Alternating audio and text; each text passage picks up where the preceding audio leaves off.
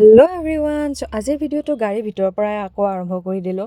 জানেই নহয়, সদায় মোৰ লেট হৈ যায়, সদায় এনেকৈ ভিডিঅ'টো ষ্টাৰ্ট কৰোঁ মই আৰু গৈ আছোঁ ছেইম সেই একেই প্ৰব্লেম। আচলতে আজি নহাৰ কথা আছিল আৰু ভিডিঅ'টো কৰাৰ কথাও নাছিল।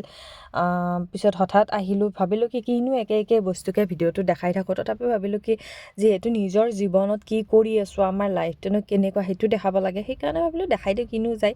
আৰু এয়া প্ৰথম লোকেশ্যনটোত আহি পালোঁ আৰু প্ৰথম লোকেশ্যনটোত আহি পাই প্ৰথম দিগন্ত কলিতা মানে আমাৰ MLA আহি পোৱা নাছিল আৰু ফাইনেলি আহি পালে আৰু তাতে প্ৰগ্ৰেমটো কৰি ওচৰতে আন এটা আছিল, একদম ওচৰতে, তালৈকে আহি গ'লোঁ। ইয়াতে প্ৰগ্ৰেমটো ষ্টাৰ্ট কৰিলে, আমি ইয়াতে ৰখি আছোঁ। প্ৰগ্ৰেমটোৰ ভিডিঅ' ফুটেজ যিখিনি ল'ব লগা হ'ল সেইখিনি ল'লোঁ। লৈ কেনে এতিয়া আমি নেক্সট লোকেশ্যনলৈ যাওঁ। আজি বেছি প্ৰগ্ৰেম নাই, আজি 4টাই ৰাস্তা অপেনিং কৰিব, গতিকে তাৰ থাৰ্ড লোকেশ্যনটোলৈ আমি যাই আছোঁ।